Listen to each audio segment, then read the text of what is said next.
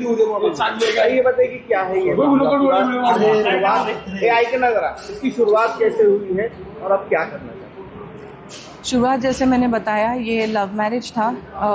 मुझे कन्वर्जन करना पड़ा क्योंकि अगर शादी करनी है तो उसके लिए निकाह करना ज़रूरी है, कन्वर्ट होना ज़रूरी है। तो वो पहले प्रोसीजर हुई। उसके बाद जैसे मैं रहते गई, एक 24 घंटा जब आप एक इंसान के साथ रहते हो तब आपको उसकी आदतें समझ में आती है और बैकग्राउंड का अंदाज़ा होता है। वैसे चीज़ें समझते आई। मैंने बहुत बार कोशिश की कि मैं इससे बाहर निकलूं, लेकिन कई बार मैंने ऐसा सोचा कि अब जब मैंने डिसीजन ले लिया है या मेरा बच्चा है तो मुझे कहीं ना कहीं कोशिश करनी चाहिए कि ये रिश्ता आगे जाए। लेकिन एक लिमिट होती है टॉलरेट करने की, सहन करने की, जो मेरी ख़त्म हो चुकी है। क्योंकि 24 घंटा जब आपको गालियों के अलावा बातें नहीं सुनने मिलती, मारपीट के अलावा बिना कोई गलती के मारपीट की जाती है आपके साथ, और जिसकी आपको आदत नहीं होती है, तो वो नॉर्मलाइज हो जाती है वो चीज़ें। और मैं नहीं चाहती थी कि मेरे बच्चों के सामने ये सब हो। उनकी आज उम्र बढ़ते जा रही है और मैं नहीं चाहती थी कि उनको वो ट्रॉमा लाइफ टाइम के लिए बैठे कि उनका फैमिली सिचुएशन इतना ख़राब है। मैं वो नहीं चाहती थी, इसीलिए मैंने ये डिसीजन आज लिया है। मैंने ट्राई किया बहुत बार, लेकिन वो सॉरी मैनिपुलेशन के चक्कर में कई बार फिर मैं वापस गई सोच के कि जाने दो, एक मौका और दे देते हैं। करते करते 10 साल हो गए, लेकिन आज मेरी ताकत ख़त्म हो चुकी है। आपने कहा कि लव मैरिज किया था, लेकिन जिस प्रकार से आपको मैनिपुलेट किया, आपको लगता है कि एक लव जिहाद का एक आपका मामला है? डेफिनेटली है। कई लोग इस पे मना भी करते हैं और बोलते हैं कि जब इसने खुद ही किया है तो आज क्या बोलना। लेकिन जब किया था तब इतनी समझ नहीं थी। मैं एक भरोसे से गई थी, एक अच्छा इंसान है समझ के गई थी। इतना बड़ा डिसीजन मैंने लिया था, नहीं तो मैं नहीं लेती। तो ये सारी चीज़ें इस धर्म में डेफिनेटली होती है। शादी से पहले क्या करती थी आप? शादी से पहले आप क्या करती थी? इनके संपर्क में कैसे आए? शादी से पहले जब मेरी शादी हुई तब मैं पेजेंट्री में थी और ट्रेनिंग ली थी। मैंने मास्टर्स किया हुआ है, डिप्लोमा एंड मास्टर्स किया हुआ है एविएशन में। उसके बाद तुरंत जब मैं 20 साल की थी, 20-21 साल की थी, तब मेरी शादी हो गई।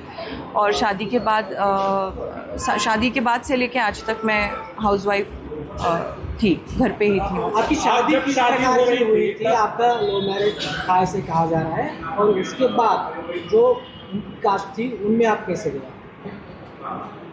शादी निकाह, सबसे पहले तो निकाह हुआ था, जो एक पहला स्टेप होता है उनके धर्म में।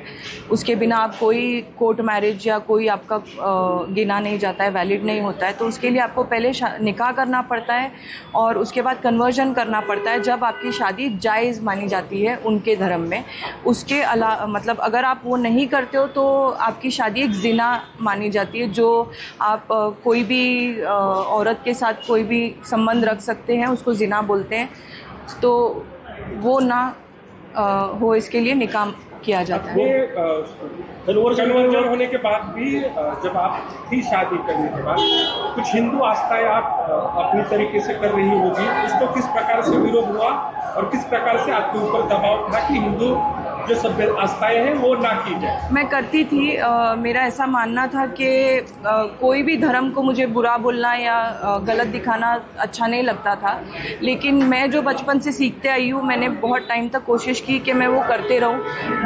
बाद में जब ओपनली उसका विरोध किया गया तब मुझे बंद करना पड़ा, और तब धीरे धीरे मुझे ऐसा दिखाया गया कि दूसरे कोई भी धर्म में ऐसी चीज़ें नहीं है या फैक्ट नहीं है जो इस्लाम में है। ऐसी सारी चीज़ें बोल के फिर मुझे नमाज वगैरह सिखाया गया। मैंने थोड़े दिन नमाज वगैरह भी पढ़ा है, लेकिन इंसानियत ही नहीं है। अगर कोई इंसान में जिसके लिए आप सब छोड़ के आए हो, कोशिश कर रहे हो पूरी, लेकिन वो इंसान में इंसानियत नहीं है, आपको एक प्रोडक्ट के दर्जे पे अगर वो लाके रख देता है तो फिर मन से सारी चीज़ें हट जाती है। और फिर तब से मैंने बंद कर दिया। 4 बच्चे हैं, हाँ। उनके लिए आगे का प्लान क्या रहेगा? उनके नाम क्या है? हिंदू धर्म में लिया जाएगा या दूसरा क्या प्रोसेस? पहले उनके नाम मुस्लिम मुस्लिम के हिसाब से रखे गए थे। आरिस, फातिमा, खालिद और गाजी ऐसे नाम रखे गए थे। जब मैं वापस आई तो मैंने अभी ये उनके ऑफिशियली सारे नाम वगैरह डॉक्यूमेंटेशन के लिए स्कूल्स के लिए मुझे चेंज करने पड़े, और वो मैंने करके लिए ताकि उनको ये मालूम रहे कि वो किस धर्म के हैं। और मैं बचपन से जो मैं सीखते आई हूँ, जो मेरे माँ बाप ने मुझे सिखाया है, वो उनको मैं सिखा पाऊँ, इसीलिए मैंने ऑफिशियली उनकी सारी चीज़ें चेंज करके ली है। आपके घर में और 2 औरतें थे जो आपके रिलेटिव थे, उनका वो भी हिंदू थे और उनका कन्वर्जन किया है। हाँ। उनकी क्या पोजीशन है? वो वापस हिंदू धर्म में आना चाहती है? उनका ऐसा है कि उनकी लड़ाई सास से है। जो बड़ी वाली है जेठानी, उसका कोई प्रॉब्लम नहीं है, उसने हैप्पीली एक्सेप्ट कर लिया है, वो बुर्का वगैरह पहनती है जो उसकी पर्सनल चॉइस है। और उसके भी 4 बच्चे हैं, लेकिन वो अपने फैमिली में खुश है मतलब सास के साथ उसके झगड़े होते रहते हैं, लेकिन उसका हस्बैंड सपोर्टिव है तो उसकी चीज़ें अच्छी चल रही है। 3rd नंबर वाली जो है उसको प्रॉब्लम है, उसको सेम चीज़ें हुई गई है उसके साथ। उसने ऐसा कहा भी है, उसने कंप्लेंट दी है कि उसको निकाह के टाइम, शादी के टाइम पे उसको गोश्त खिलाया गया और ज़बरन गोश्त खिलाया गया। उसके बाद उसको उसके धर्म की कोई भी चीज़ें फॉलो करने से रोका गया, मतलब अलाउड ही नहीं था उसको ये सब करना। लेकिन उसका ऐसा हुआ, 2 साल हुए उसकी शादी होके, 1 साल का बच्चा है, लेकिन उसका सिचुएशन ऐसा है कि उसका हस्बैंड उसके साथ है। तो उनकी लड़ाई जो है वो सास के खिलाफ है, मेरी जो लड़ाई है वो सास और हस्बैंड के खिलाफ है। नहीं, लेकिन आपकी जो सास है उन्होंने कहा है कि आपके जो आरोप है वो बेबुनियाद है। उन्होंने कहा है कि ऐसा कुछ भी नहीं, और आज भी आप उनकी जो है वो बहू है।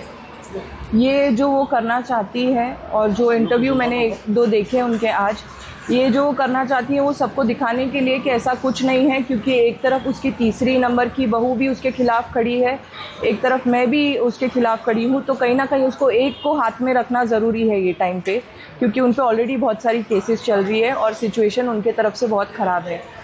इन सारी परेशानियों से बाहर निकलने के लिए कोई हिंदू वाले संगठन ने आपको मदद की? हाँ, मुझे, जैसे मैंने बताया, मुझे हिंदू समाज ने बहुत मदद की। जैसे अपने मिलिंद एकबोटे सर हो गए, मैं उनको अपना गुरु मानती हूँ। समीर सर हो गए, समीर कुलकर्णी जी, और मेरे भाई कुणाल साठे जी, और उनके सभी कार्यकर्ते, इन्होंने मुझे बहन के नाते, उनको मेरी तकलीफ़ समझ में आई, इसीलिए उन्होंने आज तक ये पॉइंट तक वो मेरे साथ खड़े हैं। आखिरी सवाल ये है, आखिरी सवाल ये है कि शुद्धिकरण का एक मामला सामने आया है, शुद्धिकरण किया गया, क्यों किया गया, कब हुआ है? शुद्धिकरण का जो मामला है वो कल हुआ है, और वो इसीलिए हुआ है, इसको एक अलग ट्रैक दिया जा रहा है, लेकिन वैसा कुछ नहीं है। ये हमारी आस्था है, श्रद्धा है। एक पॉजिटिवली नई ज़िंदगी शुरू करने के लिए मेरा एक ख्याल था कि मैं ये चीज़ करूं।